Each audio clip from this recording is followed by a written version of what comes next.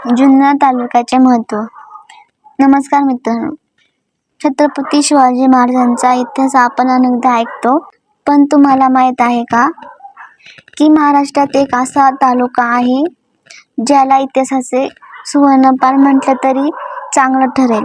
एक असा परिसर जेथे एका बाजूला अखंड महाराष्ट्राचं आराध्य दैवत जन्माला आलं, तर दुसऱ्या बाजूला अष्टविनायकाचे दोन गणपती बाप्पा विराजमान आहात. होय, आम्ही बोलते पुणे जिल्ह्यातील ऐतिहासिक जुन्नर तालुक्याबद्दल. या विशेष सिरीजमध्ये मी भूमी तुम्हा सर्वांचे स्वागत करते आणि आज आपण पाहणार आहोत जुन्नर तालुक्याचे महत्त्व. मित्रांनो, जुन्नर ही केवळ एक भौगोलिक जागा नाही, तर तो संस्कृती, नैसर्गिक आणि अजोड पराक्रमाचा त्रिवेणी संगम आहे. या पावनभूमीला हजारो वर्षांचा वैभवशाली इतिहास लाभला आहे.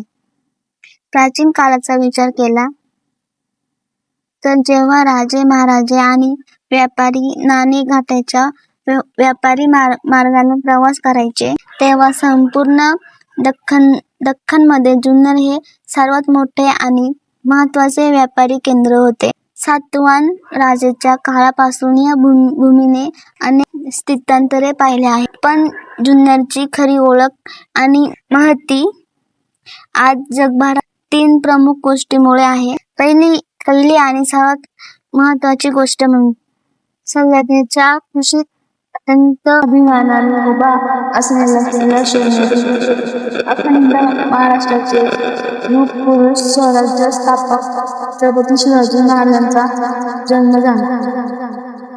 दुसरी गोष्ट म्हणजे निसर्गाच्या अद्भुत चमत्कार आणि भक्तीच्या श्रद्धास्थान असलेले अष्टविनायकातील दर्जा विघ्नहर्ता या 2 अत्यंत पवित्र जागा.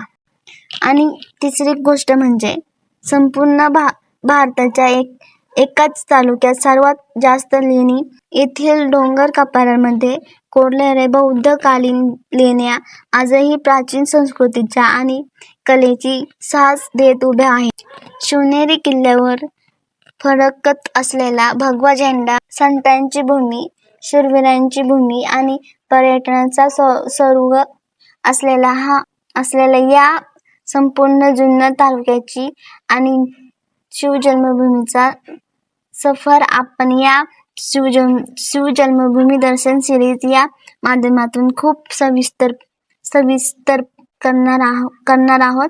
प्रत्येक गडाचा, प्रत्येक लेणीचा आणि मंदिराचा इतिहास आपण अगदी जवळून अनुभवणार आहोत. मित्रांनो, जर तुम्हाला आपल्या मातीचा हा गौरवशाली इतिहास जाणून घ्यायला आवडत असेल आणि ही मालिका पुढे बघायची असेल तर आपल्या चॅनलला आता सबस्क्राईब करा आणि बेल आयकॉन दाबायला विसरू नका. व्हिडिओ आवडला असेल लाईक आणि शेअर नक्की करा. भेटूया पुढच्या भागात.